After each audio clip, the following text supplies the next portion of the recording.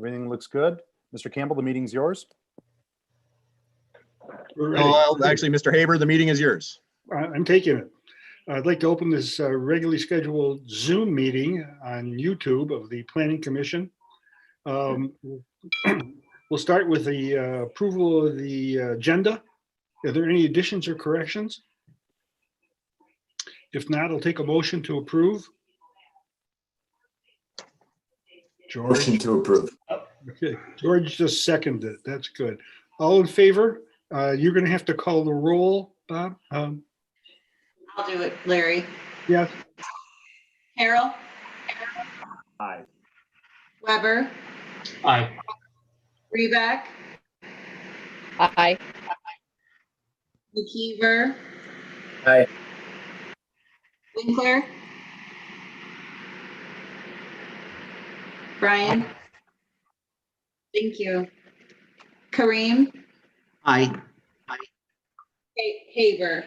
Aye, the agenda is approved. And we'll move over to the approval of the minutes. Are there any additions and corrections? And by the way, Dave, did you have a chance to look at that thing we talked about this morning? I did. I was just about to say that. And yes, reading over how I'm quoted in the minutes, I would agree that that was what I intended to say. Okay, then that's good. Does anybody have any corrections that they would like to bring up? Okay, if there's no corrections, we'll take a motion to approve the minutes as written. Approve the minutes from the September meeting? September 14th. Yes, sir.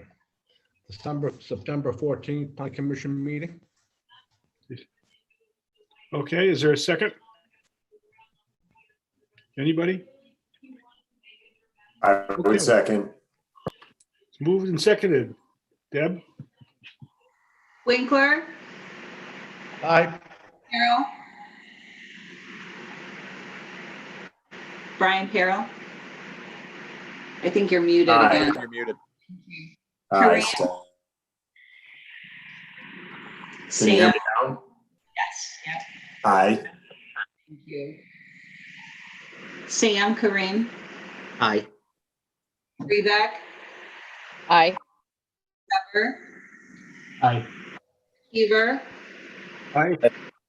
Haber.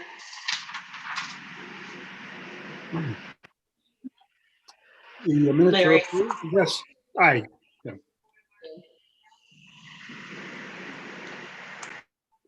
Okay, we'll move over to activities of the, in the planning committee, in the Commerce Township. Bill, you have anything for us today? The ZBA has not had an agenda since our last meeting. Okay, George? We've had a couple of township meetings, primarily spent on the 2021 budget. We're about, I would say, 80% through that, and we're going to look to finalize that next week. I think of other note, prior to our last meeting, we have awarded the bid for the construction of the new fire station to the Daly Company, and we've just concluded working through the all the VE items to get that back to within budget with a reasonable contingency. Okay, so you somewhere found $300,000. 250, yes. I stand corrected, $250,000, but that's good. Good for you guys. Brian Winkler, anything from the TDA? Well, Larry, at the September 15th meeting, it was, again, very routine, but some of the highlights are in regard to the Barrington development, which is showing a lot of progress with the foundations being put in the ground and buildings being closed up. The interiors will be finished during the winter months, and this is going to be an exceptional high-quality development. And one of the things, however, one of the things that's slowing Barrington down is the pricing and availability of the wood products for the construction, but it's coming along well. And then the Aikens development is still negotiating with the potential residential partners. Once the deal is made, we might see some real progress on site. There appears to have been a handshake agreement done, but until we'll see what happens there. The DDA board approved that Director Stacy and Attorney Roush work on the Parcel L sales agreement with Kelly McDonald of Goddard Schools. The commission will remember that this parcel was on the west side of Haggerty and connected to the Pulte development, and it was bought off of that site. And then the Inside Commercial and other realtor and developer signs are continually being vandalized and torn down. We're talking about the signs along the roadways. They're getting vandalized and torn down, and they're trying to be put up as quickly as get knocked down. But that's pretty much it for the DDA meeting from September 15th. Mark, Stacy, you're on the line. If you have anything to add, please do so. The only thing I'd add to that is I spoke with one of the individuals involved with Zorbos. As you know, that building is looking good from the outside. He was telling me about the high quality inside, how excited he is with the fit and finish of everything that we're going to see. So I know that we've waited a long time for that project to be done, but he assured me the inside is going to be worth it. So I'm excited to get in there and see what that project looks like. That's it for tonight. Thank you, Mark. I appreciate it. Jay, you have anything you want to comment on? Nothing in particular. You might see if you go down Benzine Road that the Windwheel Estates has cleared the property. We got a couple phone calls when that started to happen. And if you haven't been lucky enough to go down Union Lake Road recently, don't. You'll sit in your car for a while. But, other than that, everybody's in a rush now to finish up their permits, and it's typical and fall weather. So nothing too exciting on our end. Well, let's keep it that way. That's great, Jay. Thanks. Jason, you have anything to add? Sure, yeah, we're working on Peninsula Park. They're paving that subdivision just north of Wise on Union Lake Road. So we're coordinating with the Union Lake Road project on that. That one should be finishing up in the next 2 weeks. Dodge Park Phase 2, you've probably seen, if you've been through there, you've seen the restroom that's starting to go up. They'll be working on that throughout the winter. And then Newton Road Force Main, which goes up Newton Road and through Dodge 5. That was delayed a little bit, but they'll be starting construction. That's going to be about 3 or 4 months of construction there. So those are the big ones. Thank you, Jason. Okay, for the people in the public here, if there is something that you would like to have us hear, please let yourself be known. You can signal. How do you want them to signal? The phone callers press *9 to raise their hand, and we will call on them in the order that they raise their hand. *9 to raise your hand to address the board. We'll give it a moment. Okay, Rob, thank you. And I'll just let these people know that these are only matters that we're not going to speak about tonight. Something else that's on your mind, we'll be more than happy to listen to it. So we'll pause here for a moment, Rob, and you can let us know if anybody's signaling.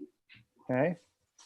I guess while we're taking that pause, if there's anyone on our huge audience watching on YouTube, if they do opt to call in, if they go to the township's website and go to the calendar and tonight's meeting, they'll find the call-in number, the meeting ID, and the password.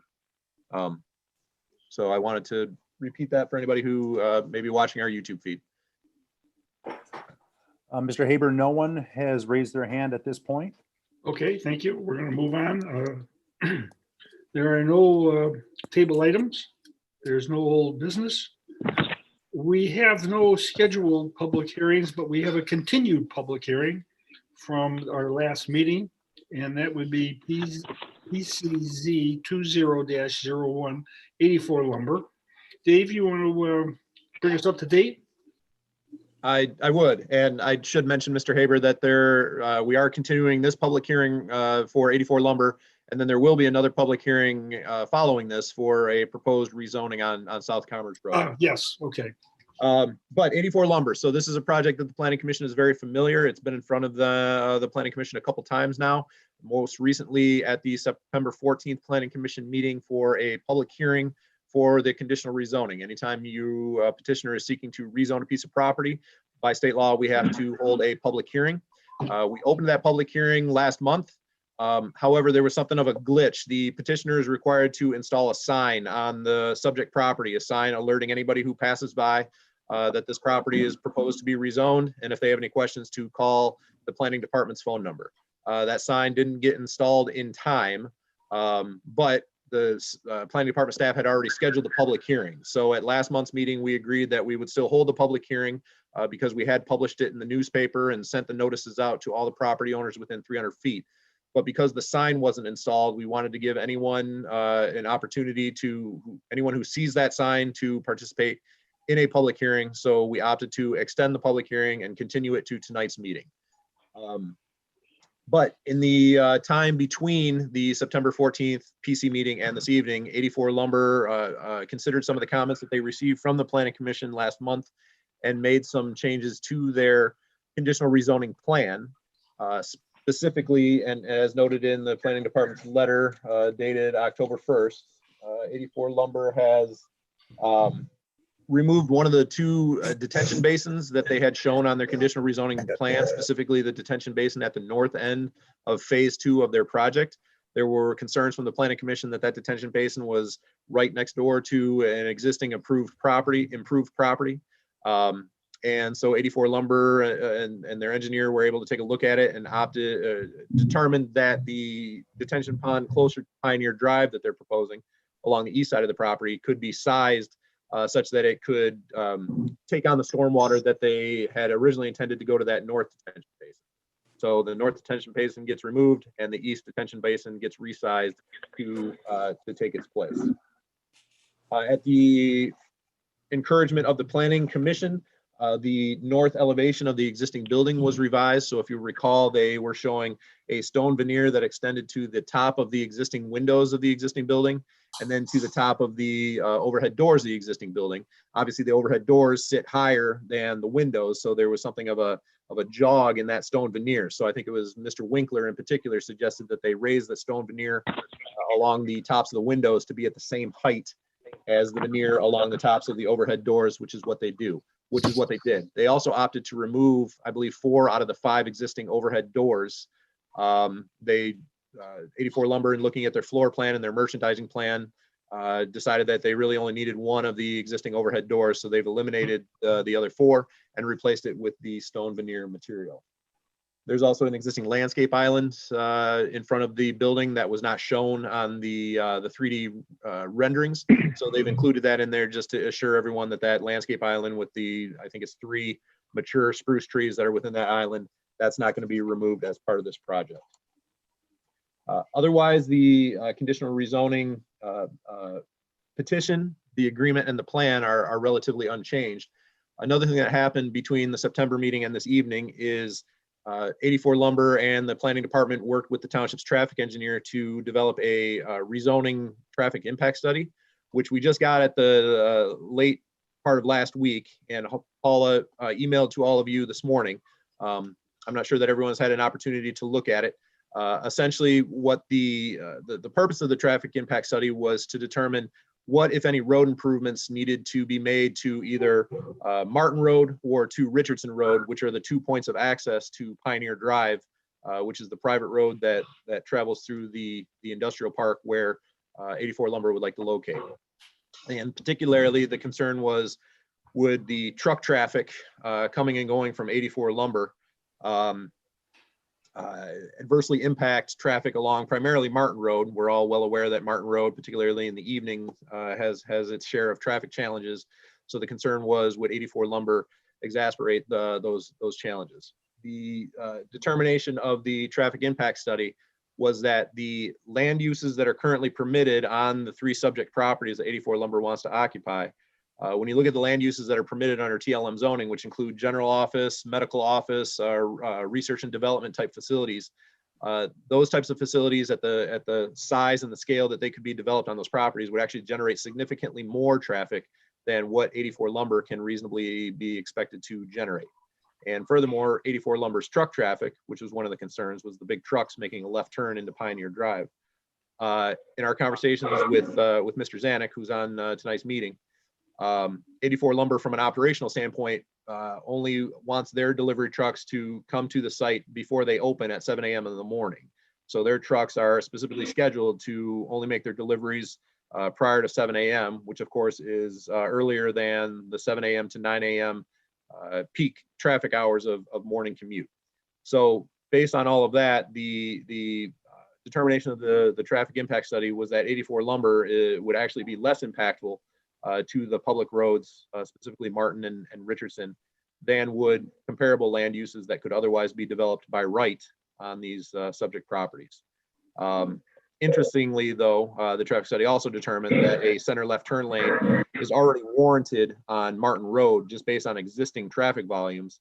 And that warrant is met if as few as 5 vehicles make a left-hand turn from northbound Martin onto westbound Pioneer in the afternoon, evening peak hour.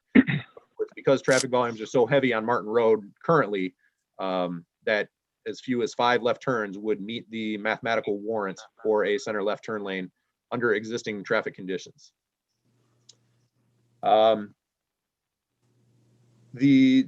I mentioned, otherwise, the petition is relatively unchanged from what you saw back in September. The only thing that's changed procedurally for this evening is the fact that 84 Lumber was able to install the notice sign on their property. And so if there is anyone who wants to participate in tonight's public hearing and make comment that they weren't able to make at the September 14th meeting, tonight would be that opportunity. The last thing I want to mention before I turn it back over to the Planning Commission for any questions is we did have a property owner in the Homestead Industrial Park who the Planning Commission is familiar with, Mr. David Beal, who came in front of the Planning Commission, I think it was last year, to build a new building on his property within the Homestead Industrial Park. He sent a letter that he was hoping to be read into the record at the September Planning Commission meeting. We summarized his letter during the public hearing last month, but he asked me today if it could specifically be read into the record, and I told him I would honor that request. So when we get to the public hearing this evening, Mr. Haber, if you'll allow it, I would like to honor Mr. Beal's request and read his letter into the record. I shall do that. Thank you for a very thorough report.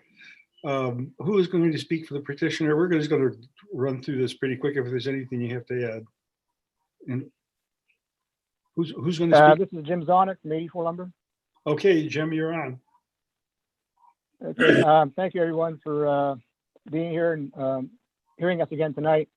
And as David said, we've been back and forth and trying to get all of the upgrades through some comments that has been offered at the last meeting. What I can do is kind of show you what we've done in the on the plans, I should say. Can everybody see the site plan? Yes. Yes. So as David had mentioned, this grass island that exists just to the north of the existing main building, we added that so that we could coordinate, make sure that everybody's aware that we acknowledge it and that we know that it's there and it's going to stay to add some more screening. Of course, there were 5 doors along the northerly face that we realized we don't need most of those at all. We just need one for some interior movement with our merchandising department. So by eliminating 4 doors and by upgrading and increasing the height of the stone veneer, I think the front of the building looks fairly presentable now. The pond that we talked about obviously has been combined. Some minor revisions and tweaking of the future storage yards. We've accommodated an area that can work for both the existing and future development as far as storm water and drainage. So we're definitely working on that. We're confident that will work. As far as, I'll just go through some quick renderings, mainly the facade. That would be, this is what the finished product would look like. As we discussed, there'll be 1 overhead door left, but we've upgraded and increased the stone veneer up to the door heights so that we've got a complete stone across the facade of the main building now. Just some other aerials that shows the new pond just as 1 pond and not 2. All the other information that we had proposed prior has not changed. That's our future sign, just some different aerials shown. That would be just another look viewing showing the landscape island that we added. So those are pretty much the views. The we didn't, as David said, we did get the traffic study, and I think it shows that we are a good fit, I believe, for this, since we are not increasing peak. We are actually helping, I think, the peak, because if future people, and future folks do come in on these lots, I think that would cause more traffic. So I think that's a good benefit for the township. Besides that, everything is status quo as we had proposed last 2 weeks ago. So I'm here to answer any questions anyone has. All right, well, thank you, Jim. Jay, are you on board with this retention pond?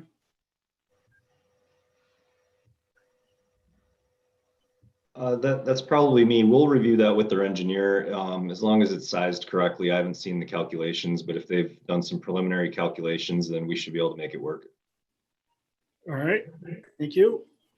All right, before I throw this out to the public, now, you know what, we'll do that. Dave, why don't you read that letter now, if you will? We'll start with that. Sure. So this is Mr. David Beal. The letter's dated September 9th, 2020. As I mentioned, he submitted this prior to the September 14th Planning Commission meeting. Mr. Beal's address is 535 Laguna Court, Wolverine Lake, Michigan, 48390. Dear Township Planning Commission, as you know, I am the owner of 2 parcels in Homestead Industrial Park. In addition, I am one of 3 association board members of the Homestead Industrial Park. Furthermore, I recently received site plan approval for my vacant parcel in the Homestead Industrial Park. When I tried to get site plan approval, you insisted I add architectural features to my proposed building to improve the harmony of the street, as some of the existing buildings have done already. Now we are talking about storing lumber outside in carports in the center of our neighborhood.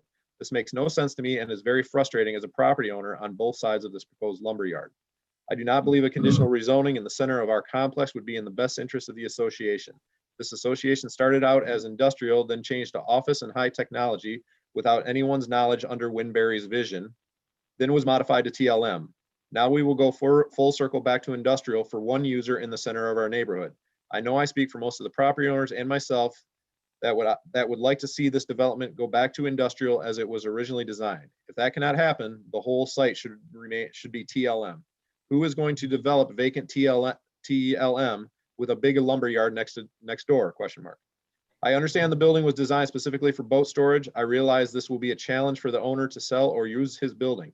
However, the owner should modify the existing building based on supply and demand of the market without rezoning. The exact same thing all property owners have had to do since light industrial use was banished in our industrial park. Sincerely, David Beal. Thank you, David. All right, I'd like to welcome the public onto this public hearing, and if you'll signify to Rob that you would like to speak, we'll be more than happy to hear you. I'd like to caution you you only get 2 minutes to speak, and we may answer your questions, we may not, but we will hear your questions and we will analyze them. So with that, I'll open it to the public. If there is any public that wish to speak, please signify by, what do you, *9? Is that what you? *9, yes. *9. If any of the members of the public would like to address the commission, press *9 on your phone to raise your hand, and I'll call on you and ask you to unmute yourself by pressing *6, and then you can address the board.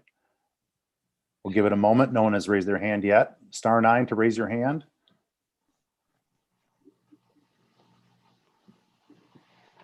We'll give it just another moment. No one has raised their hand. Okay, well then I will officially close the public hearing, and we'll get the commissioner's response. Bill, we'll start with you. Anything you want to add, subtract? Any questions? I have nothing to add. Nothing. George? Just 2 questions, Mr. Zanuck. At the last meeting, you had committed to get with the association and to discuss potential impact on the road. And you'd committed to have your engineer look at the road to see what impact, or the condition of the road and potential impact of 60 to 80 ton trucks might have on it. Can you update us on those 2 items? I did speak to Mike Kunzman earlier today as far as the condition of the road and what previously has been done during the association existence. I did find out that the road since it's been built, has actually never been resurfaced or upgraded. I know they got a quote about 3 or 4 years ago to upgrade the road. The association at the time, I guess, decided that the funds aren't there to increase or to upgrade it, whether it be a 2-inch overlay or a 4-inch overlay.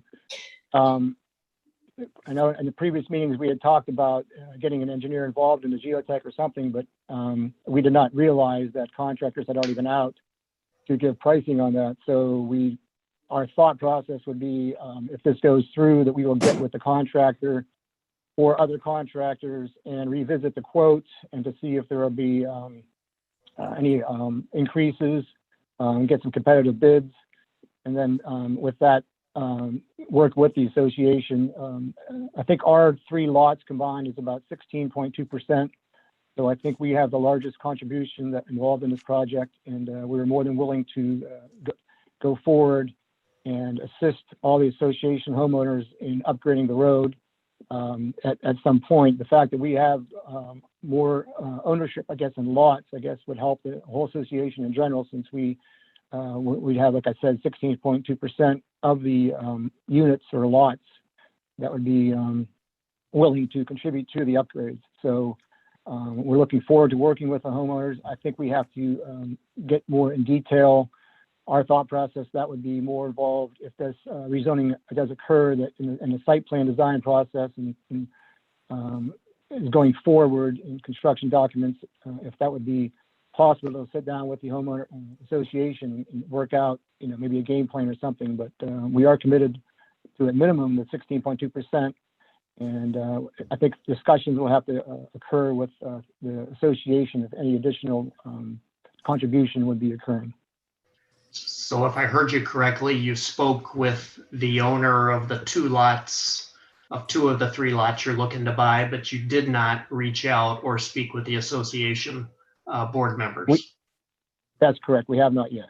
Our goal was, if this does go through, that we will. I'm sorry, Mr. Zenik, if I could clarify, yes, Mr. Koonsman is selling 2 of the 3 lots, or wishing to sell 2 of the 3 lots to 84 Lumber, but he is also one of the 3 members of the association. So okay. he wears both hats, both the seller and a board member. So, and Mr. Zenik, and correct me if I'm wrong, because you probably have the numbers, but the last figure I think I had heard were the annual association dues were $375 per lot. It was cut across all of the owners at that. So, and that includes snow removal and anything else at the association. So I'm still not sure what. So my concern is the impact of 70 to 80 ton trucks on a road that's not, that's in disrepair now, and understand it's a private road, and I understand the boundaries from the Planning Commission and the township regarding private roads. But at the same time, if your answer is we're not looking to do anything based upon impact, but we're willing to spend the present $375 annually on the lot to go towards that, I guess I have concerns with that. Meaning, I think the weight of your trucks are going to cause more damage than the rest of the light duty vehicles that are going in and out of the area. So I'd like you to comment on the record for what your views on that, and if there's anything else you're willing to commit to when you do sit down with the full association. Yeah, I think our percentage equates to $2,000, I think, annually. The fact that all of our acreage adding up, the fact that 27 is combined a lot, I believe, and then the 24 and 25, I think all the numbers add up to roughly around $2,000. So that is our at minimum maintenance involvement at this point. As I said, we're willing definitely to sit down with the association, with the board members, and discuss, if there's any additional amounts that could be, negotiated, I guess. I'm not privy as the officer or the owner of 84 Lumber to commit, unfortunately, to an amount right now. But that would have to be the future meeting. We'd have to sit down with, at least have a discussion with our ownership and figure out an exact amount. But there again, that'd have to be also discussed with the association to see if they're willing to accept that. But we thought that was more of a private matter, a private association, since it is a private road.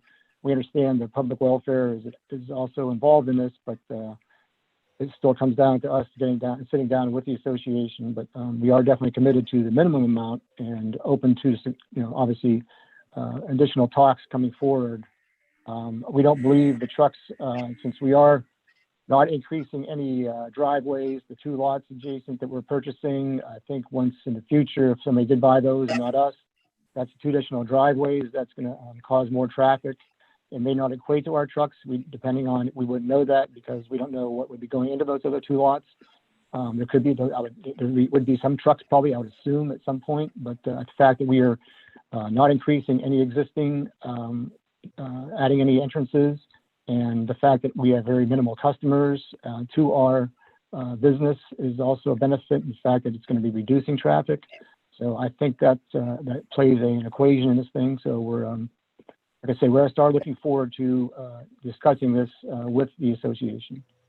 So are you willing to do, and again, I get the traffic and I get the sheer counts. Again, my concern is the weight of your trucks and the impact that that would have on that road. So if I heard you correctly, and I don't want to put words in your mouth, you are willing to work with the association on something that, if there is in fact greater impact due to the weight of those trucks, you're willing to take that into consideration and not just sit on a per lot basis. Absolutely, yeah. We are committed to that. We think that's fair. Okay, thank you. George, if you want to add some language into the proposal, we can do that too. So think about that for a few minutes. And meanwhile, I'll go to Brian Peril. Brian, any questions? Thank you, Mr. Haber. I really don't have any questions. I just wanted confirmation on one thing. Jim, or Mr. Zanuck, I apologize. You had mentioned in our previous meeting that you had discussed the scheduling of the truck deliveries. And at the time, you had mentioned that they'd come at several different times, the regular trucks, the box trucks. Now I see in the planning director's report here, it looks like a commitment's been made, correct me if I'm wrong, to schedule all of the 84 Lumber truck deliveries to prior to 7 a.m. in the morning. Is that correct? That is not correct. So if that came out in the report, I apologize for that. We do have most of our deliveries. We have a majority of our deliveries in the morning before 7 a.m., but there are some other trucks that do come between, let's just say, before the noon or 1 o'clock hour. Sometimes it could be 3. Sometimes you can't dictate exactly when trucks do come, but they're going to kind of make their own schedule. But our goal is to get the majority of the trucks in and out of there before business starts, because it just bogs us down if we have trucks coming in and out of there later. So. Okay, that's fair. I just want to make sure there wasn't any confusion. And Dave, I noticed that under the rezoning traffic study section. Yes. If I'm reading that. Yes, that was an assumption that was made in the rezoning traffic study. I think it was assumed, though, that those were trucks that are 84 Lumber's trucks to control, as opposed to their customers who may be coming and going with larger loads of lumber that they can't necessarily dictate what their customer schedule is going to be. And Mr. Zanuck, correct me if I'm wrong, there's also some vendors that may come and go outside of your ability to control their schedule. That's true. And getting back to the actual trucks, we're not talking a lot of trucks either. We're not talking 40, 50, 60 trucks here. We're only talking, less than 10 trucks, whether it be in the morning or a few hours after the mid-afternoon or early morning. We do also have delivery trucks that we mentioned for the traffic report that, go out and deliver materials. And then you also have your customers. So it's a mix, it's a conglomerate of everything, but we feel that we are a good fit as far as when it comes to traffic, though. Okay, that answers my question. Thank you. Thank you, Brian. Chelsea, you have any comments that you'd like to add? No, I don't have anything. Okay, Sam? I don't have anything. Thank you. Okay, the other Brian Winkler, any comments? Larry, this petitioner has done pretty much everything we asked him to do at the September meeting, so I'm satisfied with his reply and with the project. All right, thank you. George, is there anything you want to add to the proposal? I'm busily trying to craft a sentence here to put as one of the conditions. So I don't have anything new to add. I'll wait till we get to the move for a motion. I would like to say I think the site looks great, and I think the improvements you've made are a great improvement over what's sitting in that area. All right, George, I'm going to give you one more second to try to craft something that you want there and let us know what it is. In the meantime, would somebody like to make a motion to approve or disapprove? Mr. Haber, can I jump in for 1 second? So as we all know, this is a conditional rezoning agreement, conditional rezoning petition, and the conditions included within it are intended to be voluntary. The petitioner offers the conditions, and it's up to the township, both the planning commission and the township board, to accept or not accept those conditions. So I want us to be careful that we're not imposing conditions on the petitioner, that any conditions that Mr. Weber might be crafting, that they are consistent with what Mr. Zanuck has already presented. Well, Larry, if I could, for Mr. Zanuck, let me read what I've hastily put together and see if this is something that you agree with and is completely voluntary on your part. Pierce Hardy Limited Partnership, doing business as 84 Lumber, agrees to work with the local association to determine incremental impact on Pioneer Drive and to pay their share based on this impact. Does that cover, is that something that's reasonable to you? Jim? I guess it's kind of vague. I'm not sure what incremental impact would be. I mean, I know obviously we're not. So what if I said incremental impact based upon the weight of the trucks? So something very specific, so it doesn't get into number of trucks or traffic count or anything like that. Basically, if the weight of the truck causes damage to the road, that you'll work with the association to determine what your fair share should be. I guess the only response I have is, how do we know it's our trucks causing the damage, not other trucks? I'm not trying to be difficult here, and we're more than happy to sit down with the association. But I think there are other trucks going into that association, and whether we in conglomerate with the other trucks join and adding to the deterioration, then like I said, we are willing to work with the association on our fair share, and if the association determines it's an additional amount, then we will agree to that additional amount if the association so deems. So Deb, since I think you maybe, if you're capturing that, I think the words you chose, Mr. Zanuck, would be, I think are great. And I think that works. George, this is a pretty sticky situation because this is an internal matter. It's a private road. We don't have much to do with it. It's really the association should get involved with it. I think I like what Jim came up with too, but there's only so much we can do with this. Dave, you have an opinion on that? So a few opinions. One is, keep in mind that the Planning Commission is going to get another bite at this apple. If the conditional rezoning component does get approved by the Township Board, 84 Lumber still needs to come back to the Planning Commission to seek approval for both a special land use and a site plan, because a special land use a lumber yard is still a special land use within the industrial zoning district. So we're going to be seeing 84 Lumber again, and that would be an opportunity to maybe flesh out to a higher degree these questions about road impacts.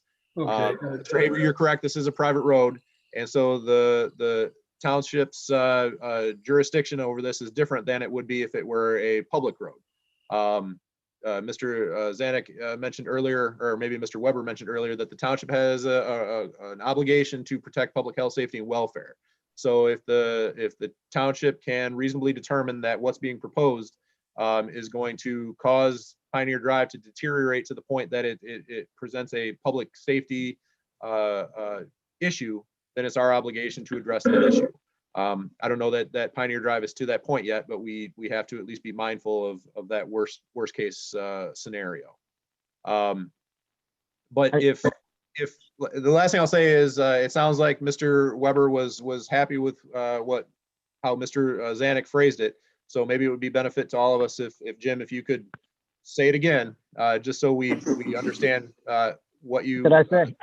Well, Well, like I said, I think maybe it's prior to site plan approval or in some of the process that we will sit down with the association and work out the details of what the share is going to be. And if the association deems that it's an additional amount, then we will be working with the association on that fee. But our hope is that would be worked out in this next process, whether it's site plan approval or something before we get final site plan approval. Deb, is there any way you can go back and look at that and read to us what Mr. Zanuck said so we can hear it again? It's a little challenging right now because I am having a bit of audio breaking up with my keyboard over it, so it's a little hard to hear. Jim, you did say, how do we know it's our trucks damaging the road? But we'd be more than happy to sit down with the association. Other trucks are going in, and then it cuts out here, and then adding determination of deterioration. But he said, we'll work with the association on our fair share. So I would have to go back to the audio to get the gap in here.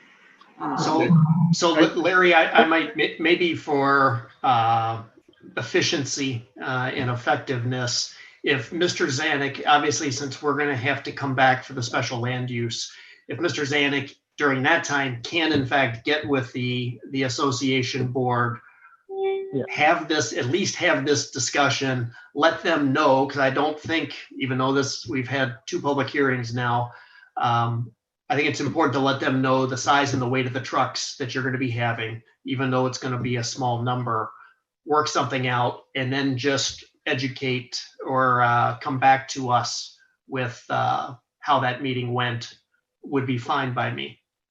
Okay, George, I'm just wondering if we should approve this and it goes forward, it's going to come to the board, and you're on the board. Maybe you and Mr. Zanuck can bring something at the time the board takes a look at it, and then we can move this along a little faster, a little better. I'm That's fine with that. Yep.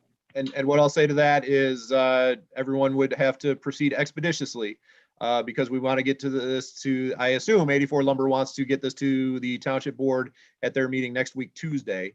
So if we are going to insert some additional language into the conditional rezoning agreement specific to a good faith effort by 84 Lumber to work with the Homestead Industrial Association prior to Planning Commission consideration of the site plan and the special land use, we want to get that language crafted and into the conditional rezoning agreement quickly. So Dave, should this be in the conditional zoning agreement, or can we just make this part of the special land use, which would bring it back into our laps in the Planning Commission? I would be comfortable that Mr. Zanuck is hearing loud and clear that before the Planning Commission sees this again as a site plan with a special land use, that the expectation is that they've had these discussions with the Homestead Industrial Association. And if they haven't been able to do that, then that would give the Planning Commission reason to not proceed with the site plan and special land use sometime in the near future. I'm good with that, and I'd just as soon, I don't think what Mr. Zanuck needs to get done is going to get done between now and Tuesday. And I don't think that we need to include this within with what goes to the board. Well, that's fine with me, and if it's fine with you, George, then we can move on. And Mr. Zanuck, you'll have to do your due diligence at this point and make it happen. Okay, thank you. Okay, so with that, would somebody like to make a motion?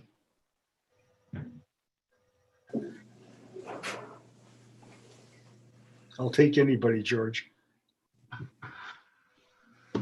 I will make a motion to move to recommend the township approve PCZ 820-01, conditional rezoning by the Pierce Hardy Limited Partner, doing business is 84 Lumber, for the development of a lumber yard, including outdoor storage upon 3 parcels of property within the Homestead Industrial Park along the south and west sides of Pioneer Drive. 3 properties would conditionally be rezoned from TLM, Technology and Light Manufacturing, to industrial.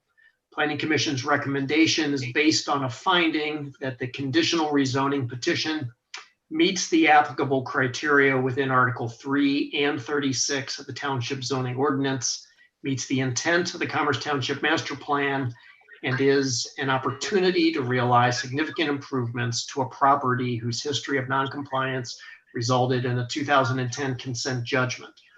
Recommendation of this approval is conditioned upon: 1, the property owners enter into a conditional rezoning agreement with conditions volunteered by the petitioner and acceptable to the Planning Commission and Township Board, and the executed conditional rezoning agreement be recorded with the Oakland County Register of Deeds prior to any formal consideration by the Planning Commission of the special land use and site plan.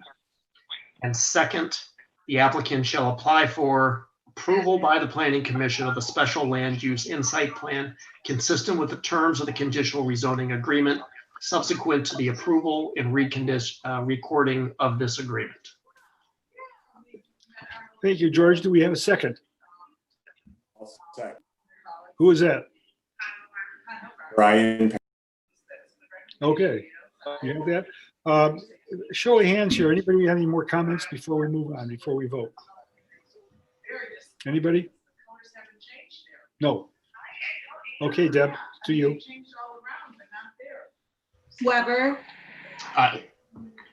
Carol, Aye. Heaver, Aye. Rebeck, Aye. Green, Aye. Heaver, Larry, Yes. Oh, sorry. I thought I didn't hear Brian answer. Yeah, I'm affirmative. Winkler. I had Winkler after you, Larry. Okay. Okay, motion carried unanimously. All right. Well, thank you very much. Jim, do your job on this. Get it done so we can prove it later on, please. All right. Thank you so much, everyone. Appreciate it. All right. Take care. Okay, thank you.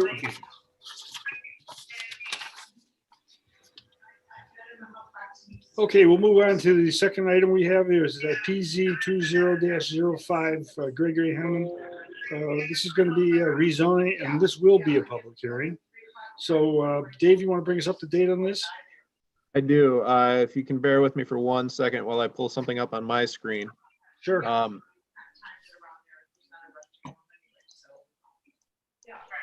Okay.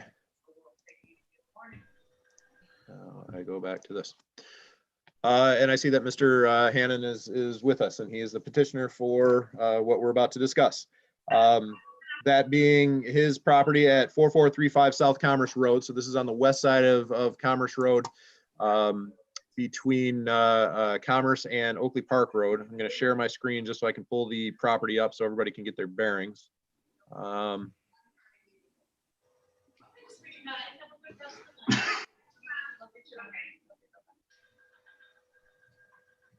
I don't want to do that. Bear with me 1 second. It's challenging, Dave. Hey, look, I'm always excited that we even get these meetings off the ground. And once we do, then I have to remind myself, oh, shoot, we still have to have a meeting. Yeah. Just getting started is a lot of fun. Just when you think it's really bad, it just gets worse. Don't worry about it. All right, so can everybody see the aerial of South Commerce Road? Yep. So Mr. Hannon's property is this property right here. And what makes it unique and relevant to our discussion this evening is it actually fronts on two roads. It fronts on South Commerce Road, but it also fronts on the side street, which is Polvidera. The property is currently split zoned. So if you see where the overhead lines are running between these corners of the property, that triangle to the west is currently zoned R1D, single family residential. And the portion to the east, which fronts on South Commerce Road, is zoned B1, neighborhood commercial. So we have a split zone piece of property, which you as the Planning Commission are well aware is oftentimes problematic. And so what Mr. Hannon would like to do is amend the zoning of this portion of his property to be consistent with this portion of his property and have the entire property zoned R1D, single family residential. Mr. Hannon did install his rezoning proposed sign 15 days prior to tonight's meeting.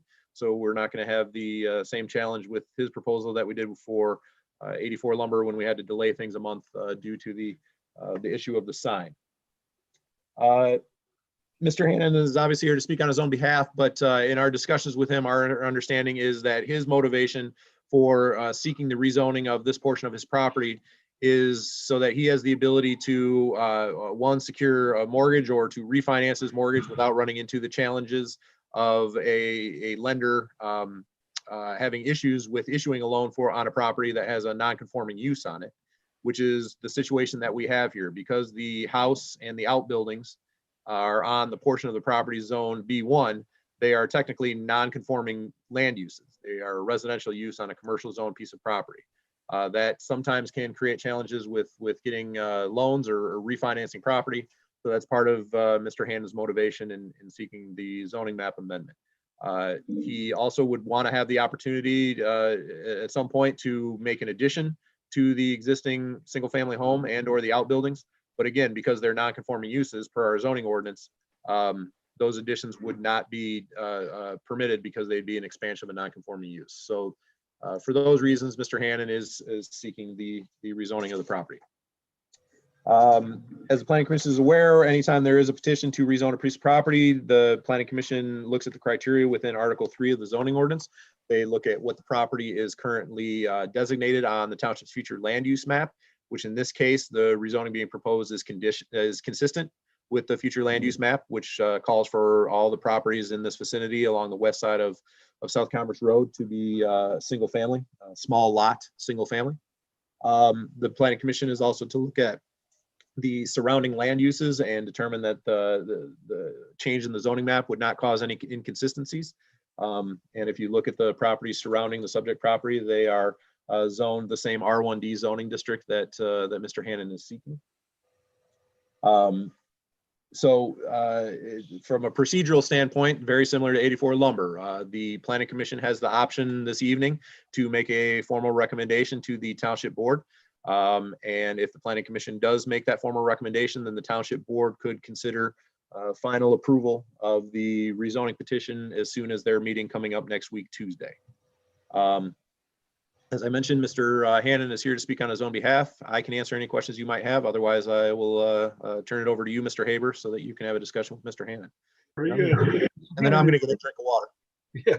Mr. Hannon, is anything you'd like to add or subtract to what Dave's already said? He's done a pretty thorough job with this. Oh, yeah, I can't add any more detail than that. He covered all my bases and everything I put together and what we talked about in the presentation I sent. So no, well said, Dave, but I thank you. And that's pretty sums it up. It's never going to not be single family use for our intents and purposes. We have no plans to sell it. Right now, it's all it's going to ever be, in my opinion. So it just makes sense. And I did just go to refinance, and this is where it kind of raised these flags. I was like, oh, I didn't know anything about this stuff, just being ignorant. So I called up Paula and went in there, and she said, yep, here's what you got to do. So here we are.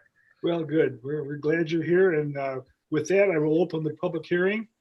Rob, you can let anybody know if they would wish to speak to get Okay, if there are any members of the public that would like to speak to this issue, you can press *9 on your telephone, *9 to raise your hand, and I will call on you by announcing the last 4 digits of your phone number, and then you press *6 to unmute yourself. We'll give it a moment. No one has raised their hand yet. *9 to raise your hand. on your telephone.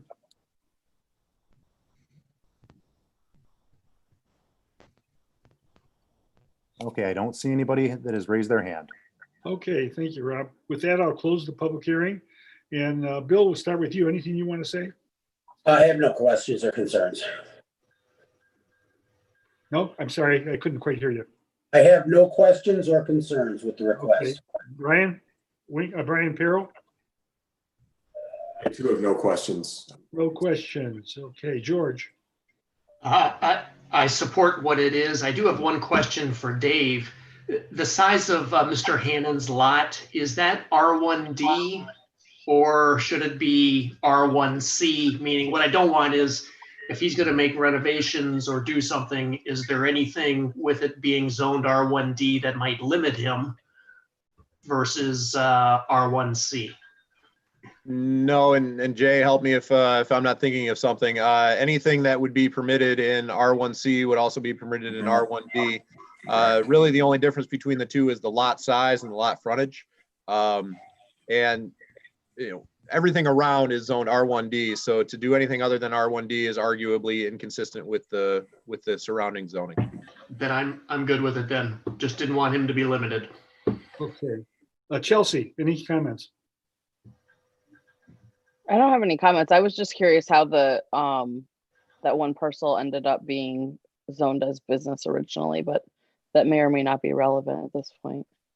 So I'm glad you asked, because if I'm glad you asked it for no other reason than Paula did a lot of research on this to the point where she was bringing up crinkled old zoning maps from the basement that looked like they were from an archaeological dig, and determined that sometime between, help me out here, Paula, between 1954 and 1960, that portion of property was rezoned from residential to commercial.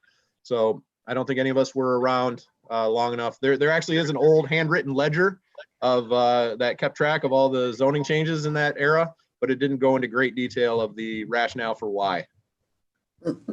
It's just one of these mysteries of government. That's all. It's lost. Okay, fair enough. Sam, do you have anything to comment on? No questions. Thank you. Okay, Brian Winkler. Larry, this is very similar to something we saw a couple of months ago along a property on Union Lake Road. No issues. Okay, we're just cleaning up a mess. That's all. That's the way I see it. So we're going to help you out here as best we can, Greg. Thank you. All right. There's no more discussion. Then would somebody like to make a motion to approve or disapprove? I'd be happy to make. Brian? To recommend. You're going to make a motion, Brian? I'd be happy to. Apologies if my internet's a little spotty, but I would move to recommend the Township Board approve PZ number 20-05, a petition by property owner Greg Hannon to amend the Township's zoning map for a portion of 4435 South Commerce Road from B1 to R1D. The Planning Commission's recommendation is based on a finding that the proposed rezoning meets the criteria for a zoning map amendment contained within Article 3 of the zoning ordinance, that the proposed zoning is consistent with the township's master plan, that the appropriate land uses for 443 South Commerce Road are those permitted within the R1D zoning district, and that the zoning map amendment will eliminate a split zoned property. Okay. So I hear a second.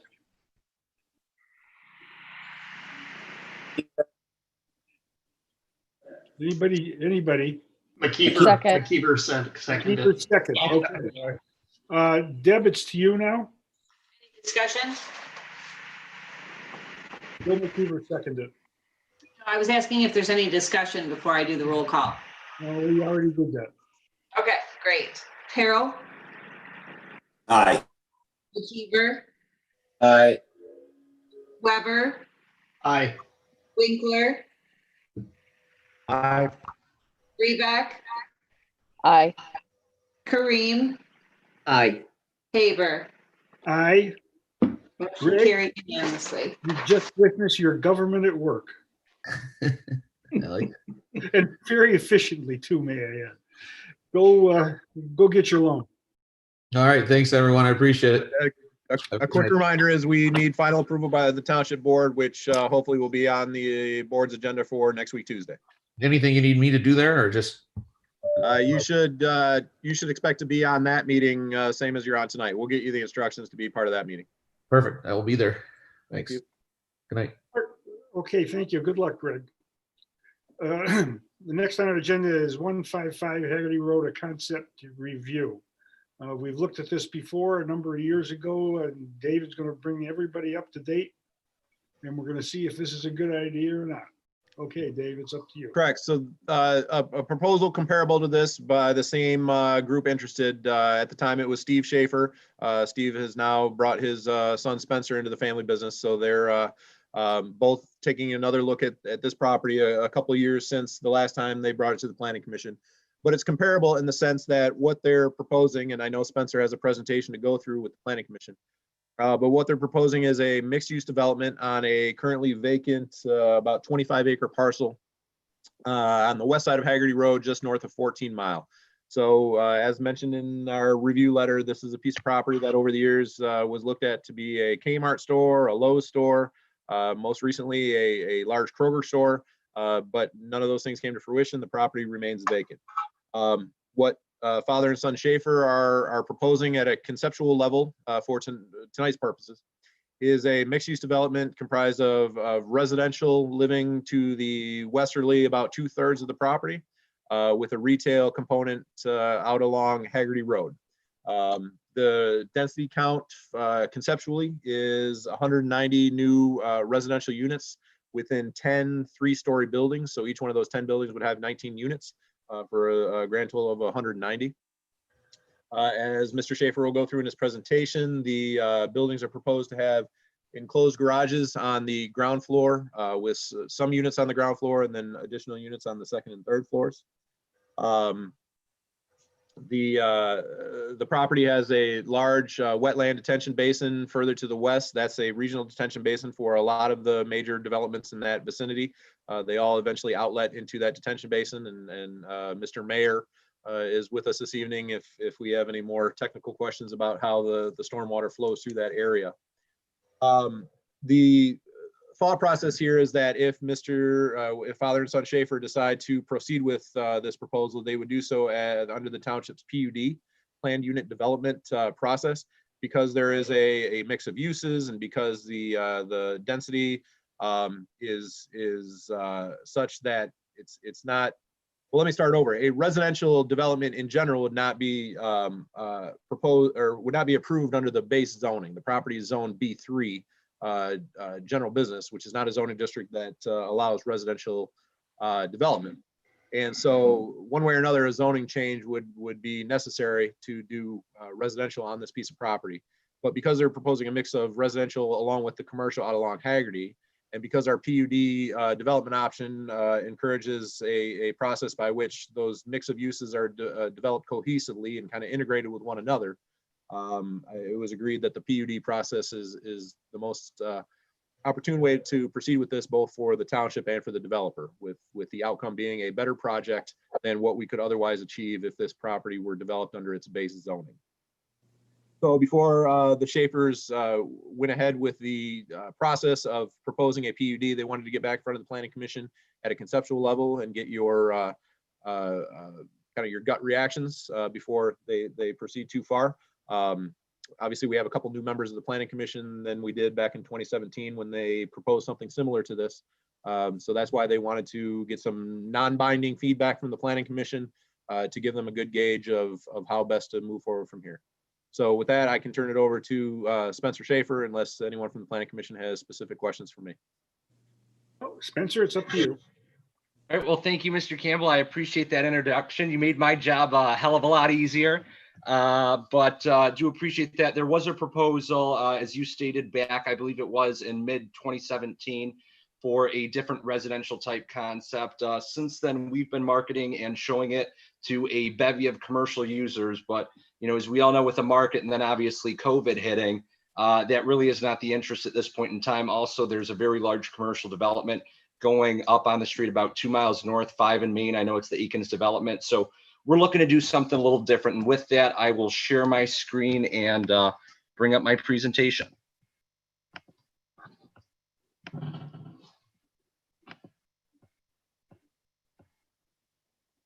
Okay. All right, so my name's Spencer Schaefer. I'm joined here by my father, Steve Schaefer, and we are with Schaefer Development.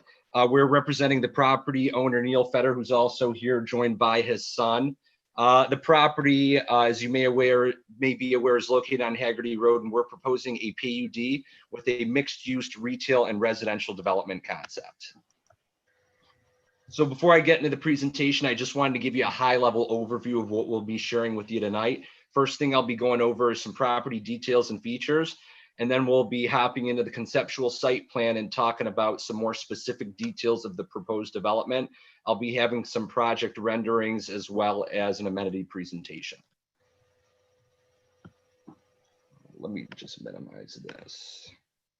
So as you can see, the property is located on the border of Commerce Township. We're located on the northwest corner of Haggerty Road and 14 Mile. To our south, there is the Kroger Shopping Center, and to the north, there is the Home Depot complex and a bunch of other retail users, a lot of entertainment destinations. We've got the movie theater, and we've got a lot of other retail in nearby proximity to this development. We got the Lifetime too. So the property is about 27.75 acres. We round up to 26. As I stated, we're real close to a lot of regional shopping and entertainment, which in this part of the township is located on the west side of Haggerty Road. We've got very easy access to M5. So as you'll see in our concept plan in a couple of slides, we want to embrace that commercial element, but we're also trying to do something different. We feel like rooftops is really going to help not only our commercial users, but a lot of the adjacent commercial to the property. So this is the concept plan. As you can see, we have some retail that we're looking to position along the Haggerty Road frontage. I know my father and Neil are probably going to kill me, but we have some top tier national retailers who are looking at these spaces. We have been marketing them since the beginning of this year, and we have retailers of the like of Chipotle, Culver's, and Beyond Juice who are very interested in doing something in this location. I'll show you some renderings of what we're looking to do for the commercial here in the moment. So along the first roughly third of the property, we're positioning that for retail, you know, some smaller commercial users. And then in the back, we have our residential. We have 19 unit buildings, 10 19 unit buildings. As Mr. Campbell said, they're going to be 3-story buildings. They're going to contain 12 garages along the fronts of the buildings facing the parking lot, and the back's going to have units on 3 stories. The front, will say the side facing the parking lot, is going to have units on the 2nd floor and the 3rd floor. So within this concept plan, we have a host of amenities. We have a nice dog park located in the center. We have a focal area to the south, which we're looking to embrace butterfly gardens, community gardens, something of the like. We're also looking to do a clubhouse. We have very beautiful streetscape. And we also have a couple other pockets of open space throughout the development. As Mr. Campbell stated, the regional detention is already in place. So we will be able to use that for our water detention facility. And there was some wetland mitigation done back in the day. We're not going to be disturbing any wetlands as part of this development.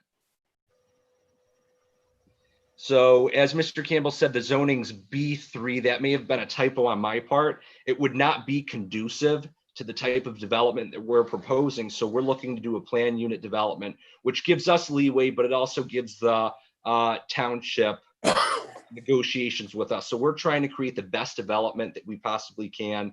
And sadly, we don't fit within the confines of an exact zoning district. So we believe the PUD is the best route to go in this instance. So our gross site acreage is almost 26 acres. As I said, most of that's going to be dedicated to multifamily. And then we have a nice large chunk up front for commercial users. So my density allowed, I actually pulled this from the RM1 district. The RM1 district would allow for a total of 196 units. Under our current proposal, we're looking to do 190 units, which gives us a density of 9.3 units an acre. Also, we're going to have 12 garages on each building. So we have a 19 unit building. Nice amount of our potential users will be able to rent a garage, but we're also going to have ample amount of street parking and surface parking. We're required 380 spaces. We're going to have 390. So I know I talked about this a little bit. We want to stick with the commercial nature that surrounds the property on the west side of Haggerty. So we're proposing premier retail shopping along the Haggerty Road frontage, and then we're going to have upscale 3-story apartments just behind to the west. And we're looking to embrace very modern, contemporary design features. As you'll see, we have very open floor plans. We're looking to do 9-foot ceilings and have condo-like finishes. Another thing I want to mention is that Mr. Campbell wrote in his review letter that there was a little bit concern with the other apartment developments that have popped up in the township, specifically Barrington, which is located on M5 just north of Pontiac Trail. And then there's the Shearwater development, which is located more towards the center of commerce. I want to say those two developments are 2-bedroom, 3-bedroom units. It's a townhouse unit or an attached condo unit, more like a ranch. What we're looking to propose is a modern apartment unit with 1-bedroom units and 2-bedroom units. We're looking to attract a younger demographic, such as younger professionals and millennials. People like myself who have, honestly, to tell you the truth, been locked out of the housing market. My dad, unfortunately, doesn't pay me enough money to the point where I could buy, a nice Pulte house that's $350,000 or $400,000. Apartment, it would be a great option for me. And in this location, I think it fits very well because we do have the Lifetime Fitnesses of the world. We do have the movie theater once the movie theater eventually opens up. And, we do have the grocery store that's very walkable. We have some nice retailers like Panera, Tropical Smoothie Cafe that are in very close proximity. So it's almost like this development, we're creating a village-like feel. And we think that's very interesting, and it's going to help attract a demographic who's sort of been locked out of the market. As I stated, we're going to have a host of amenities. I said a clubhouse. I forgot to mention we're going to have a pool as part of that clubhouse. And then, as I stated, we're going to have a dog park and community garden. So these commercial renderings, this is actually from a product that we're currently building in Pittsfield Township. It's on the northwest corner of State Road and Textile Road. This building is unique because it has 2 frontages. So it has a frontage with a lot of glass on the side, as you can see, facing the parking lot, and the other side also has the same type of frontage. It's very similar circumstance to what we're looking at here. We sold 50 or 60 acres behind Pulte Homes. They did a mixed residential development with detached single family homes and attached duplexes that was targeting a more empty nester demographic. Pittsfield Township was keen on designing a building that was very walkable for those residents, but that was also walkable for the community as a whole, and also produced, a nice frontage on along what would be the streetscape. So we want, some of those concepts that we embrace, we felt like are very successful. And if obviously the planning commissioners like this development, the conceptual stage, we would propose doing a very similar type of building. And then I'm going to show you some of the apartment renderings. We're working with Ghaffari Associates, who's based out of Dearborn and Grand Rapids. Huge residential architect. They also do a lot of commercial and industrial. They actually did a lot of work for Ford back in the day. So this is a picture of what would be the front, the side facing the parking lot. It's very conceptual at this stage. We looked at doing a little bit of a different, more neo-traditional building in a different municipality, but we're looking to use a similar floor plan, but tailor the exterior. We want to embrace, some masonry elements, some hardy plank. I know we've looked at your ordinance. You have very stringent design details, and we want to look to maintain the character of your ordinance and what has been built in the Commerce Township area. So we want to do some unique materials, but we want to do something that I've stated. I've said it a couple of times already, and I really want to strike it on its head. That's more modern, that's more contemporary, that's going to attract that younger demographic. And we feel like, this does exactly that. We've got flat roofs, we've got some nice balcony space, and we've also got some interesting colors. We're not set on orange, but we feel like it's a cool color that really will allow the architectural facade to pop. And as I stated, we have 12 garages on the backs. I don't know if I have a floor plan in here or not, but there is a corridor in the middle. So something that's interesting is even if you live on the second floor or the third floor, you can walk down to that first floor, go into the corridor. And if you have rented a garage, you're able to access the garage through the inside of the building. So obviously in Michigan, with all the cruddy weather we get, it feels like we get 8 months of winter here. That's something that we feel like is really going to attract our end users. I also want to mention that on the back side of this first floor, we have 3 2-bedroom units that are at grade. So these are very easy to access, ADA compliant. Potentially, if there was an empty nester who wanted to look at renting space in this building, that would definitely work out for them. And this is the picture of the other side of the buildings. I'm not a huge fan of this corner on what's the left side. You know, like I said, this is very conceptual. We just wanted to show you an image and get your feedback before we, you know, deep down a little further. We're going to be looking at doing some more masonry elements here. And as I stated, you know, Hardy plank is the cream of the crop when it comes to siding. And that's something that we really want to utilize here. So this is some unit renderings. As you can see, the floor plans are very open. On the top, I've got the 1-bedroom unit. We like the fact here we chose Ghaffari because there's a ton of cabinet space, ton of seating area. There's a very large pantry. There's walk-in closets for the bedroom and very nice sized bathroom units. And there's a ton of windows here. We're actually looking at adding a 3rd window here over the balcony to just really increase the natural light that's in the building, as well as, you know, offer something that's more architecturally pleasing from the outside. Also, we've got very large balcony spaces. The second floor plan you can see below, it's also got very large bedrooms, very large kitchen, dining room, living room area. And it's also got those walk-in closets and very nicely sized bathrooms.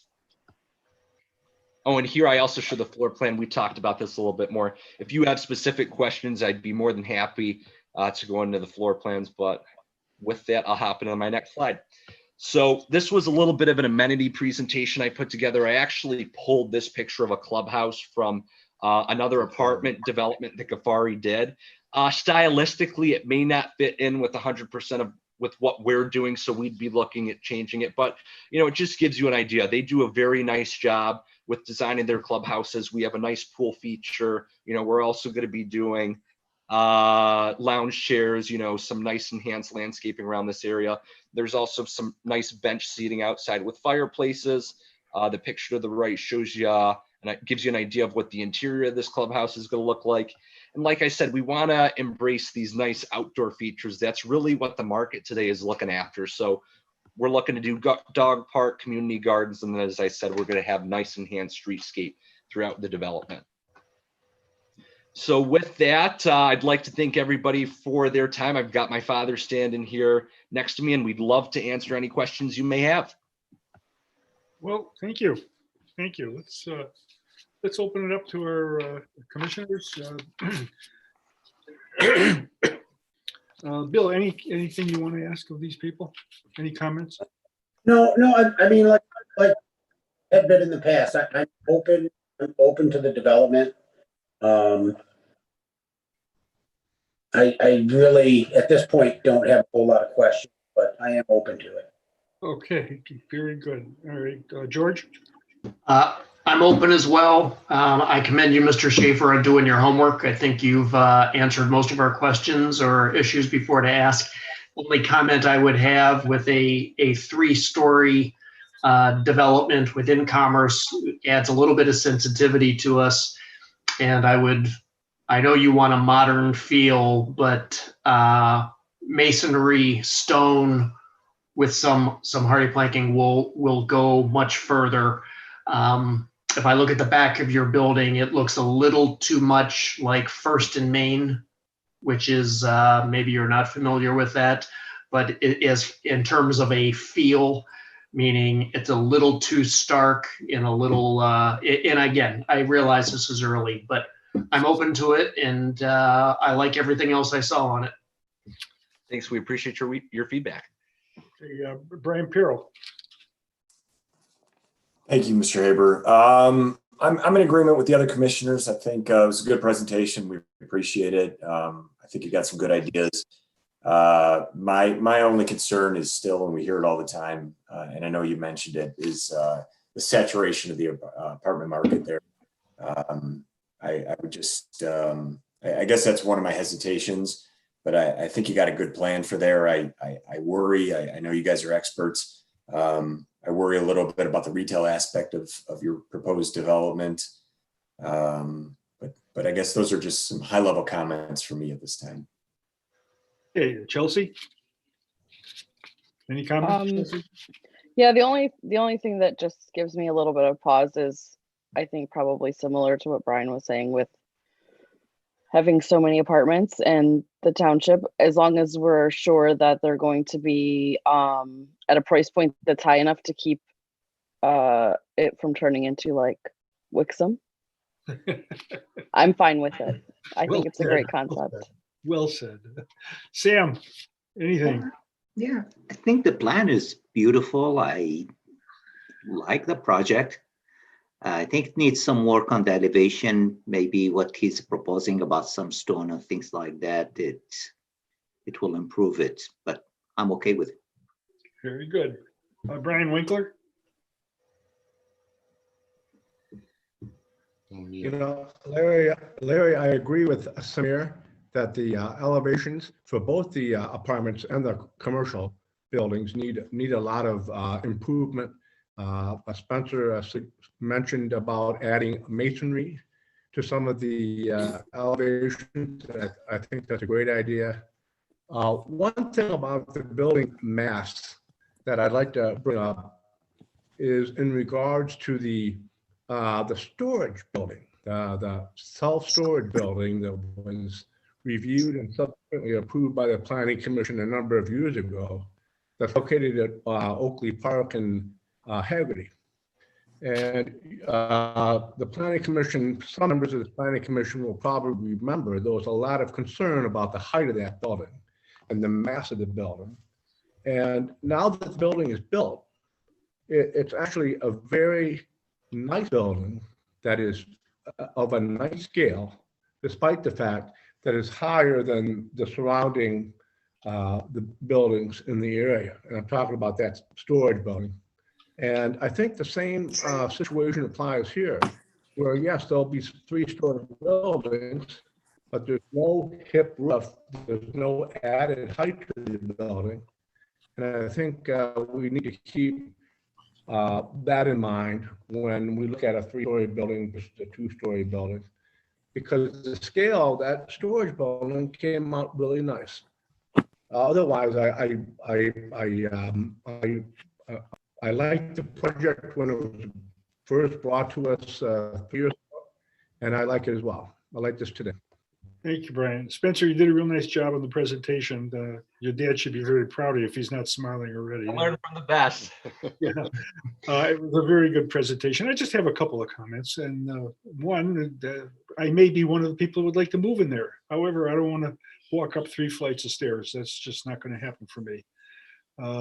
You may want to look into something there. I don't know what you can do or how you can do it, but it would probably preclude me from that market. Number 2, one of the things that we do with a PUD is we would like you to see what you're going to do for the community. And I was thinking of a new firehouse.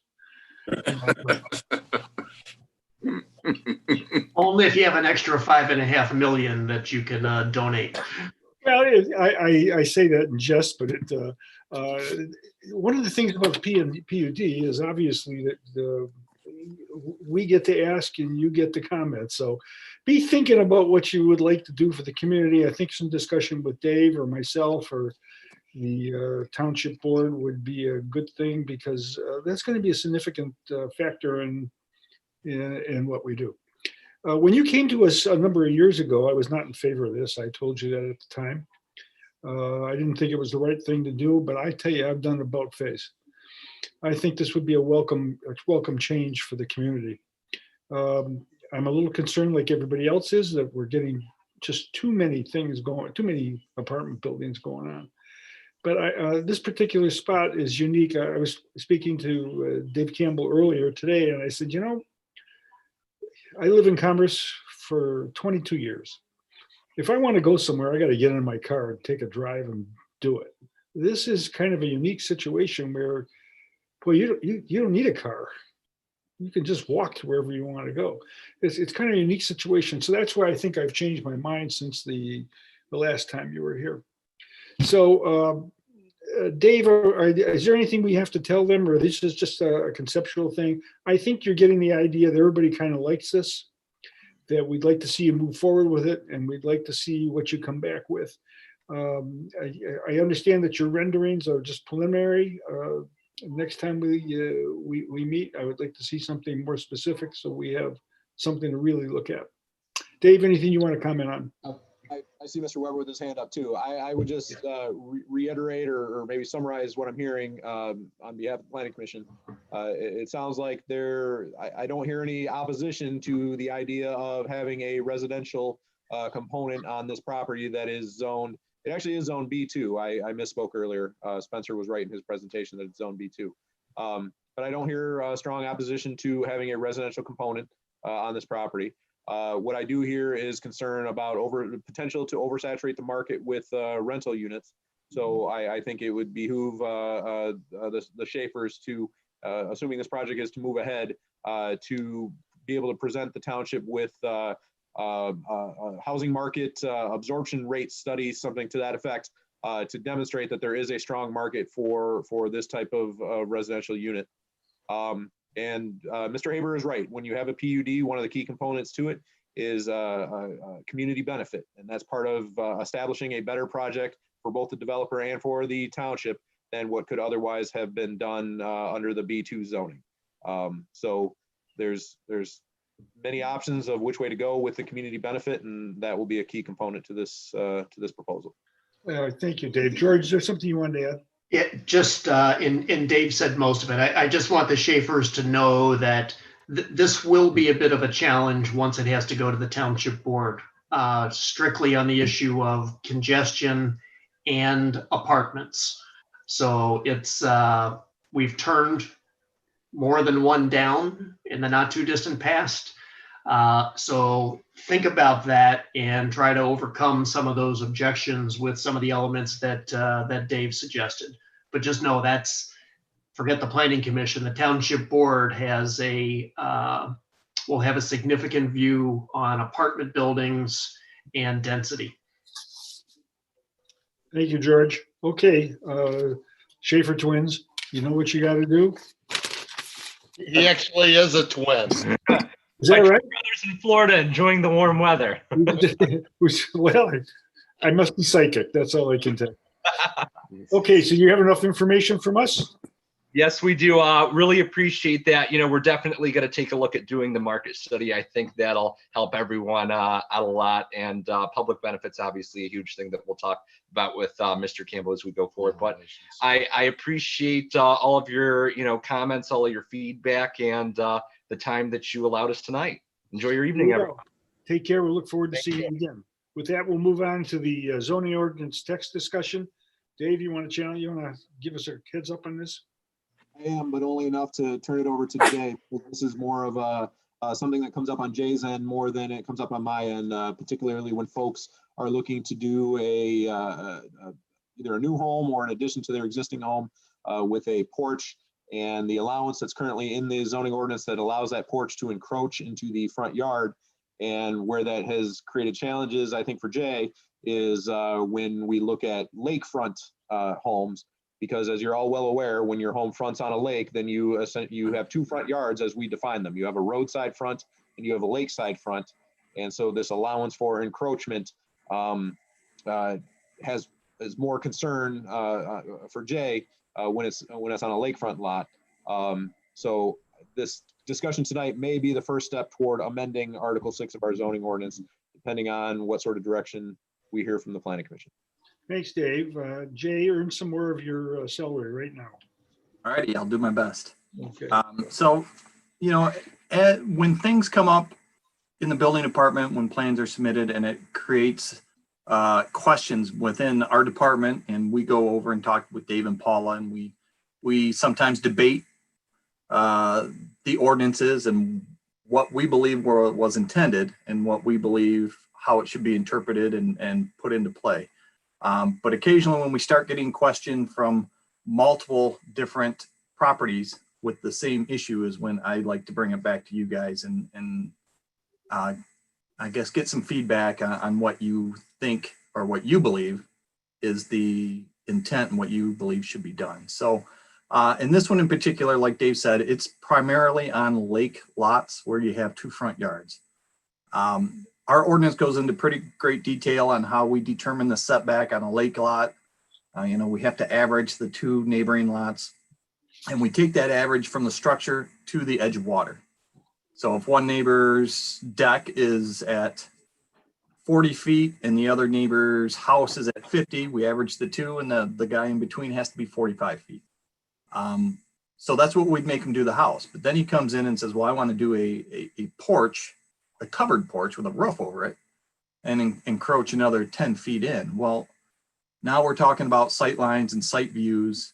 And, you know, this particular section of the ordinance that calls out unenclosed terraces, porches in particular, with parentheses, unenclosed, covered, or open. Patios, decks up to 30 inches in height, awnings, canopies.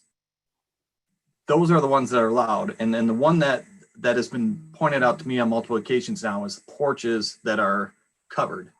So you not only have a porch that may sit 30 inches or less off the ground, but now you're going to add a roof that's up 12 to 15 feet high and can project out the same 10 feet. And you've got posts that are supporting it, even though it's not enclosed. You now have posts and a roof line that can get into that view shed. So I guess I am looking for a little feedback from you on what you believe, how we should go forward with this. I know Dave did a really good job in his report and listed out some different options as far as allowing a 10-foot porch encroachment onto the roadsides only. Removing the 10-foot encroachment for covered porches, you know, in all of them, or remove the 10-foot encroachment by covered porches only on the lakeside. It's come to my attention because as people have submitted plans, I have rejected them because I consider the covered porch part of the structure and therefore it's within the setbacks. But I've had recently multiple times where they've called me back and called me out on the ordinance and says, well, it's actually a covered porch and it's allowed to encroach. To me personally, there's no difference between a covered porch and a sunroom that might be on the back of the house or on the front of the house on the lakeside that encroaches out farther. So I guess I'm looking for a little direction from you guys on what you want to see moving forward. You know, any questions you have. Okay, let's start with you, Bill. Anything? I'm in agreement. An unenclosed porch is start covering it, then it becomes a room. So I would the old decks and patios too, no higher than 8 or 30 inches, and not enclosed, not covered, not enclosed, just patio, just a stoop. Now, Bill, are you talking anywhere or specifically on the lakeside? I mean, to me, it's anywhere, because I know they will use up every bit of the to create the structure, and then you know, you got to have a porch, you got to have a patio, so then it's up to the ZBA to grant a variance so people can squeak in, you know, a covered porch, covered patio. I would hold that standard to all of them. Okay, George. I guess if we're trying to protect in this being view shed, my focus would be on the lakeside in not allowing a covered porch to encroach. And I guess maybe I don't have a real thought on the street side, because I'm just thinking of an entrance into the house. I'm not sure where you go from part of the structure to an enclosed porch on the street side. But as it relates to the lake side, I don't think we should. I think the intent of the ordinance is to protect view shed, and I think we should craft language that addresses that and achieves that. Okay, Brian Peril. And George said it well, and I'm in agreement with his statement. Okay, Chelsea. I also agree, and I think it depends on what kind of covering there is on the porch. I'm trying to remember the name of that one that's like slats. Like a Yeah, like something like that may not be as big of an issue as something with an actual roof, but I think it would just be kind of case by case. But I think doing something for the lake property is probably necessary. Chelsea, Sam? No comments. No comments. Brian? Winkler? I think to include item 1 or item 3 in David's write-up, if you include both or one or the other is fine with me to achieve what you're looking for, Jay. Okay. I think I feel pretty much the same way. I live on the lake, so I would prefer not to have any obstruction whatsoever. So I have no problem with a patio type of thing. And I guess we should carry it through to the front too and make it consistent and do the same thing. Earlier today, Jay, I asked you about that cupola that's being built on the water. Did you have a chance to look at that by any chance? I did not today, Larry. I was gone last week and I was quite swamped today, but I will get back to you tomorrow on it. Well, it's an extension of the deck, and it is a roofed cupola, and it extends away from the deck at least, I'm going to guess about 12. The circumference is 12 feet or so. So this is maybe exactly what you're talking about. Sounds similar, yes. Yeah. So take a look at it and get back to me. Dave, have you got the answers that you need here? You want to move forward with it the way we feel about it? I think we are going to move forward with the text amendment. It seems like we kind of have a split vote as far as whether the prohibition on the encroachment should also apply to the roadside front. The consensus seems to be that it absolutely should apply to the lakeside.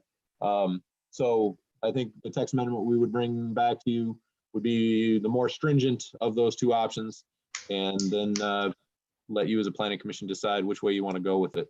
And to Ms. Reback's point, we might want to come up with a definition, Jay, of what it means for quote unquote covered.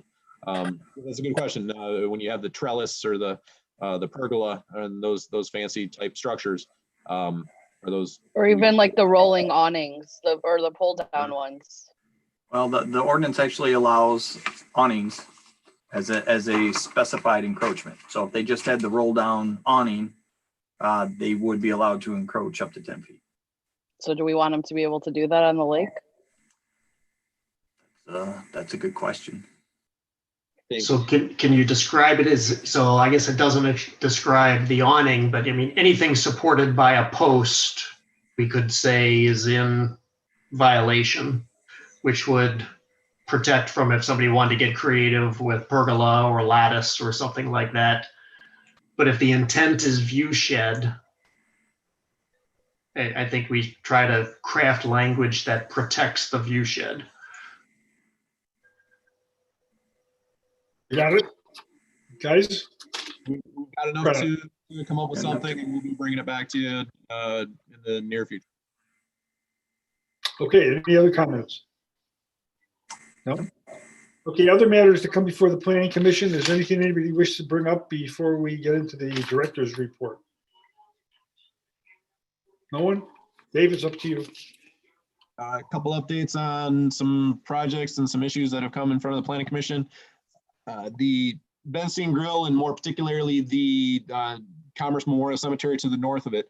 So the township board has had a number of discussions about providing better screening between the Bensine Grill's expanded parking lot and also the rerouted public pathway in an effort to provide more of a buffer to the families with loved ones buried in the cemetery. As Mr. Weber can confirm, where the township board has landed is doing approximately 500 feet of privacy fence between the cemetery and the pathway. So now what we're trying to determine is whether a privacy fence of a style and a color that we can all agree upon is actually available still this fall. What we've all learned is fencing, buying fence is more of a seasonal material, something people tend to do in the spring apparently. And so finding the material that we can all agree upon might be hard to do still this fall, and this might be something that that gets pushed into spring of 2021. Dave, can I ask a question about that? Sure. Oh, it's Brian. I was just wondering, can any of that fencing, maybe the decision's already been made, but can any of that fencing be replaced with landscaping? Have we considered that? Any portion of it? So yes, the decision's already been made, and no more cooks in this kitchen. Okay. No, I'm teasing. Dave, who's paying for this? I'm teasing. So in addition to the fence, if it works within the budget, we've also looked at enhancing that fencing with some arborvitae, which obviously would grow upward and outward to create kind of a green wall in addition to the fencing. In addition or in lieu of in certain sections? In addition to. And probably only in certain sections where it's more warranted, given where the headstones exist. It's tight in certain areas. If you were to go out there and walk that pathway, there's not a whole lot of space in certain portions of it between the pathway and the nearest headstone. So we don't have a lot of room to play with.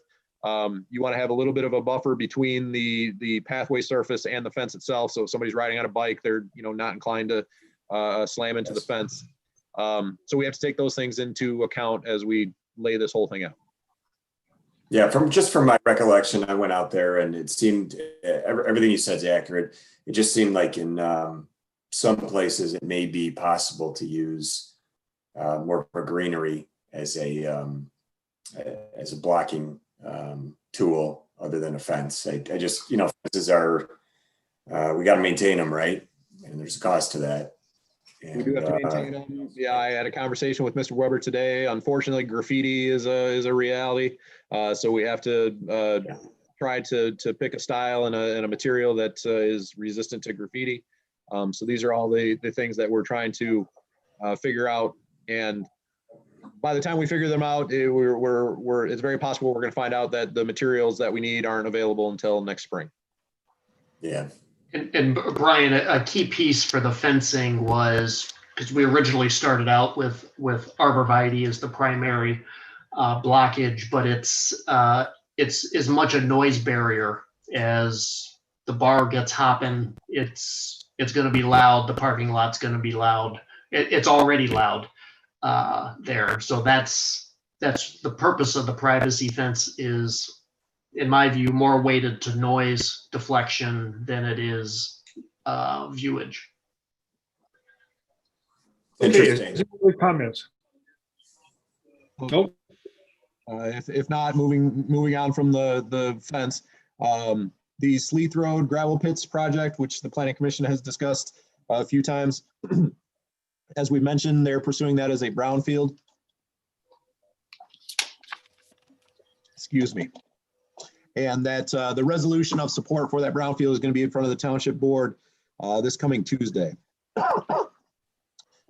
Stop me if there's any questions on any of these. The road commission's engineer presented some options to both the township and the road commission on realigning Martin Road and or improving the intersection of Union Lake Road and Richardson, or Union Lake Road and Richardson, but also potentially Martin and Richardson. Any of the options that were discussed have a pretty high price tag. And so the obvious question is going to be, how does that get paid for? But we at least have a basis by which we can examine kind of the long range planning of how we move north to south traffic through kind of the eastern half of Commerce Township as it comes off of M5. Next month's Planning Commission meeting, you are likely to see a expansion of Comcast facility on North Commerce Road, across from the, I think is it the Methodist Church? Might be looking toward Paula to confirm. Is that United Methodist Church on the west side of the road? Commerce United, yep. Yep. So Comcast has a facility on the east side of the road that you may not even know is there, but they're looking to expand that facility, which is a special land use. Excuse me. I don't make any COVID jokes. Another project that you've seen. Another project you've seen at a conceptual level is Pulte wants to do attached townhomes across the street from Township Hall on the property that used to be the driving range. They've come to agreements with the neighboring property owners in terms of securing emergency access with neighboring properties and being able to utilize their private roads for emergency access. And now they're going to very likely in November be back in front of the Planning Commission with a conditional rezoning for that project. And the final thing I wanted to bring up, based on discussions with the Township Board about our budget for 2021, and it's something we brought up informally before. The Planning Department is trying to have the board approve a budget for laptops for the members of the Planning Commission. What we don't want to do though is buy more laptops than we need. If any of you were to say, I've already got a laptop, I like it, I like how it's configured, I don't need another one. We wouldn't want to make an expenditure for a piece of equipment that's not going to get utilized. So, excuse me, if we can just kind of go around the horn and take a head count of who would be interested in having a laptop, assuming that we're going to be doing these electronic meetings for the foreseeable future, despite the Supreme Court's, Michigan Supreme Court's ruling against the governor's executive authorities. But also moving toward more of a paperless Planning Commission agenda packet. What we would want to do is have the technology available to you as Planning Commissioners to move ahead with more of a paperless agenda. So I know Mr. Peril spoke up at the last meeting to say he wouldn't need a new laptop. I'm not sure if he's changed his mind. But if we could just kind of go around and take a head count of how many we would need to budget for. So, and I will also add to that, since I was the one that raised it during the budget meeting. So this would be, if you request a laptop, it can only be used for township business, and basically means you're going to be using it once a month when we have meetings. And if that's so I guess trying to defer a need versus a want. If you already have either an iPad or a laptop that can handle the electronic format, and I'm not sure how many people are getting their packet electronically and how many are still getting it in paper, but just ask you to take that into consideration as Dave moves forward, now that I've appropriately given him enough time to go fix his cough. Okay, Bill, how's your feeling about this? I would use one for township business, yes. Okay. George, you already have one from the township, is that correct? I have an iPad, and that's all I need. Brian Peril? I'm good on the laptop, but if you could call Comcast and get me a better internet connection, that might be helpful. Yeah, get rid of Comcast. That's all. Chelsea? I have at least 5 laptops. I'm good. Okay, Sam? I have a laptop. I'm good. Thank you. Yeah. Brian Winkler? Larry, I'm fine with my current laptop and my Chrome notebook. Yeah. Okay, and I have an old laptop that may need replacing, but I think I can get by with it, so I'm good. You got what you need, Dave? I got the head count that I was looking for. Thank you. Okay, is there anything else before we adjourn? Nothing? Okay, I'll take a. Whoop, so you got something? Well, just for Jay, the Loon Lake subdivision, what was the name of that? Windwheel Estates. Windwheel. And is there and I saw they've done all their complete clearing. Is there are they going to try to get shovels in the ground before winter? Jason could probably answer, but yes, I believe they want to put the infrastructure in, the water, sanitary, storm, and maybe the roads, or at least get the roads cut in. But they won't start any building of structures until next spring. Right. We had a pre-construction meeting. They're basically ready to go. And I think they said they wanted to wait a couple months to get started. I haven't heard of a start date, but it would be this year they start. Anything else? Motion to adjourn. Oh, you said that really quick, George. Second. Good. There's another real quick second. All in favor? We have Deb, go ahead. One more time, then we're done. Got it. Weber, Aye. Before you do that, our next meeting is November 9th, and potentially it will be a Zoom meeting. And I think that these may go on for a while yet, so be prepared. Like I mentioned, Go ahead, Deb. like I mentioned, the executive orders from the governor are kind of up in the air now, but let's just assume for now that we're going to be doing this in November. Okay, Deb? okay, I have Weber, Rebeck, Yes.